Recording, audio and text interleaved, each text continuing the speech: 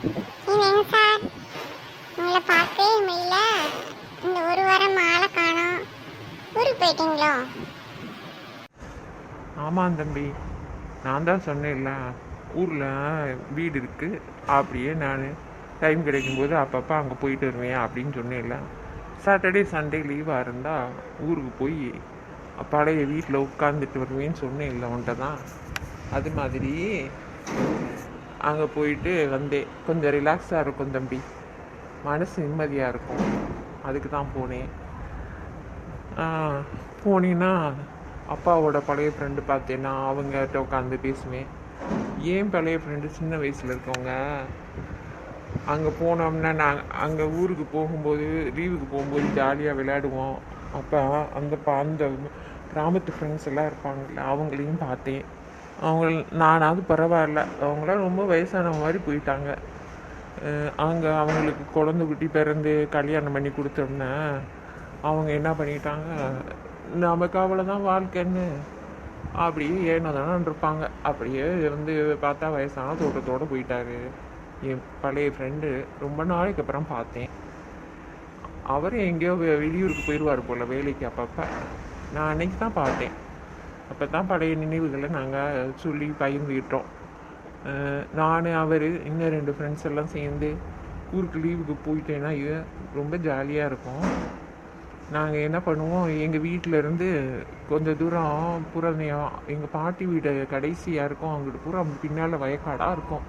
அந்த வயக்காடை ஊட்டி ரொம்ப தூரம் போனோம்னா ஒரு ஆறு, அந்த பாசனத்துக்கு அந்த ஆறு தான் அந்த வயக்காட்டை ஊட்டின இதுக்கு போகிறான். இப்போ தானே தம்பி மோட்டர்லாம் போட்டிருக்காங்க. அப்போ வந்து மோட்ரு கிடையாது, எல்லாரும் அந்த ஆற்று பாசனம் தான் போடுவாங்க. ஆற்றை ஒட்டி மணல் அப்படி கிடக்கும் தம்பி. காலை உள்ளே வச்சு பதிச்சோம்னா முழங்கால் வரைக்கும் மண் போகும். மண் வந்து எப்படி இருக்கும்னா அப்படியே சீனி மாதிரி இருக்கும் மண், அந்த மாதிரி இருக்கும். நாங்கள் விளையாடுவோம், அதுக்குள்ளே காலை அப்படியே பதிச்சு மெதுவாக எடுப்போம். வேகமாக எடுத்தோம்னா படப்படான்னு உடஞ்சிரும். அப்படின்னு காலை நல்லா உள்ளே இறுக்கமாக பதிச்சுட்டு நல்லா அமுக்கி பதிச்சுட்டு டைட்டாக காலை வச்சுட்டு மெதுவாக கொஞ்சம் கொஞ்சமாக காலை எடுத்தோம்னா அப்படியே உள்ளுக்குள்ளே நம்ம காலை அப்படியே ஒரு புதிய உள்ளுக்குள்ளே அளவு அப்படியே பதிஞ்சிருக்கு. அந்த ஈரம் அப்படி இருக்கிற அந்த ஈரப்பசை இருக்கிற மாதிரிக்கும் அப்படி நிற்கும். அப்படி இந்த ஈரம் கொஞ்சம் காயும் போதே கட கட கடன்னு அது உடஞ்சிடும். அதை நாங்கள் விளையாட்டுத்தனமாக அப்படி பண்ணிக்கிட்டு இருப்போம். அப்புறம் அந்த சின்ன சின்ன பிள்ளைங்க வந்து மாடு மேய்ப்பாங்க.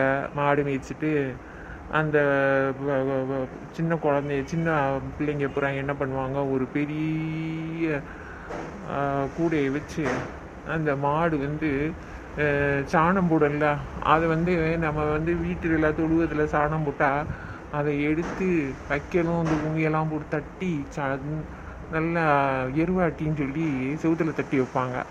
அந்த இதை எரிச்சா கூட முறன்னு இருக்கும் தம்பி சாம்பல். இது வந்து ஆத்தங்கரையோரம் மாடு மேய்ப்பாங்கள்ல, அந்த மாடு புறம் போடும், சாணம் போடும். சாணம் போடுறது அது என்ன பண்ண தெரியுமா, அந்த அந்த இது போடுவோம்ல, அந்த மாதிரி அந்த கேக்குக்கு வந்து மேலே அந்த இது பிடிவாங்களே, அந்த மாதிரி க்ரீன் பிழிவாமல அப்படி ரவுண்டு அப்படி சுற்றி பிடிவாங்க. அந்த மாதிரி பிழிந்து அந்த கேக்குக்கு க்ரீன் பிழிந்த மாதிரி அழகாக ரவுண்டாக அப்படின்னு மேலே ஒரு கும்பல் போட்டு அப்படி போயிடும். அவ்வளோ அழகாக இருக்குது அதை பார்க்கல. ஆனால் அது கெட்டியாக உடையாமல் அப்படியே நிற்கும். அது ஒரு வாரம் ஆகவும் அந்த வெயில் அடிக்கிறதுக்கு அதுக்கும் காஞ்சி எருவாக போயிடும். அப்படியே இருக்கும். இந்த பிள்ளைங்க என்ன பண்ணுவாங்க, அதை காஞ்சதாக போட்டு பெருக்கி எடுத்துகிட்டு போயிடுவாங்க. போகையில் வீட்டுக்கு போகையில் சுள்ளி இது எல்லாத்தையும் பெருக்கிட்டு போயிடுவாங்க. அதை கொண்டு போய் அடுப்பில் போட்டு எரிச்சா நம்ம விபூதி பூசோம்ல, அதை விடையும் ரொம்ப வெளுன்னு அப்படி இருக்கும். ஏன்னா பாட்டி நாங்கள் அந்த ஊருக்கு போனால் அப்போல்லாம் பேஸ்ட்டே கிடையாது. இந்த சாம்பலை தான் எடுத்து விளக்க கொடுப்பாங்க. ஒரு மண் இருக்காது, ஒரு இது இருக்காது.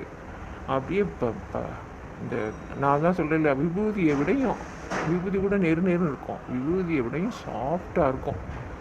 பாட்டி சொல்லுவாங்க, இதில் வாய் தொலைக்கடா ரொம்ப நல்லது அப்படின்னு சொல்லி கொடுப்பாங்க.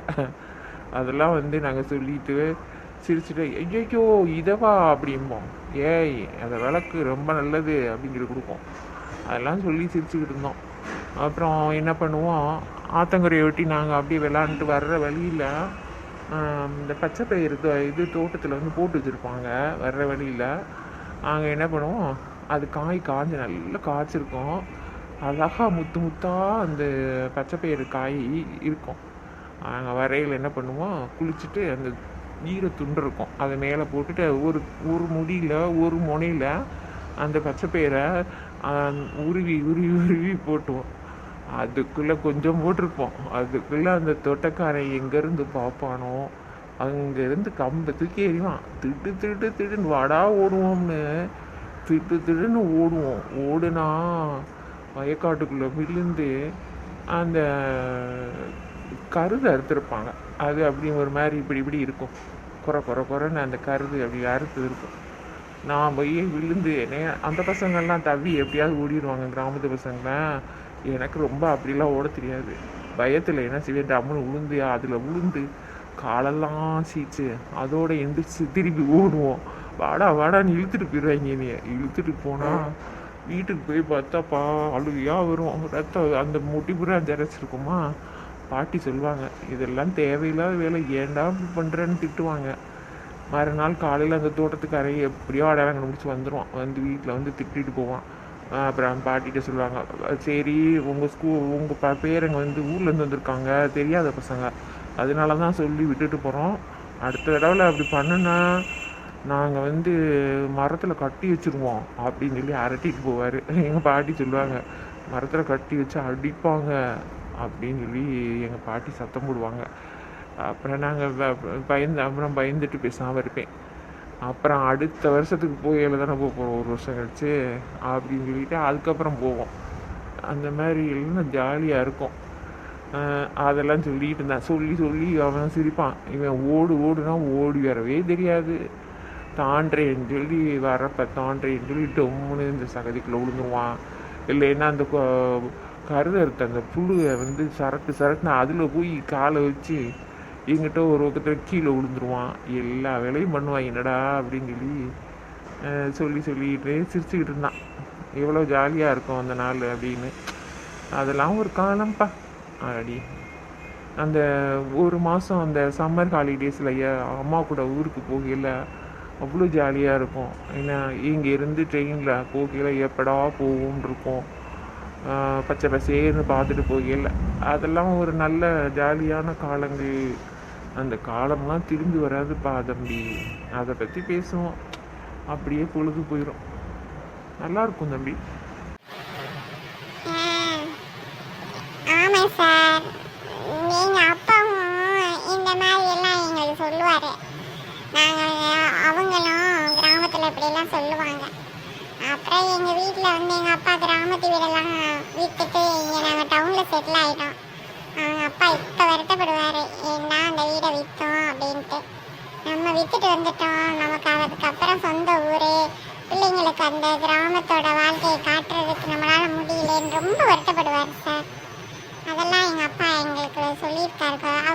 அவரோட இதை தான் சொல்லிடுவார். ரொம்ப வருத்தப்படுவார். எனக்கும் ரொம்ப வருத்தமாக இருக்கும் சார். பரவாயில்ல, இப்போ நீங்கள் சொல்கிறதெல்லாம் இந்த மாதிரி எல்லாம் கேட்டுக்கிட்டு நம்ம அந்த காலத்தில் வாழ்ந்த மாதிரி ஒரு இமேஜினுக்கு போயிட வேண்டியதான். என்னங்க சார்? சார் நான் கிளம்புறேன் சார். நீங்கள் வீட்டுக்கு கிளம்புறீங்களா சார்?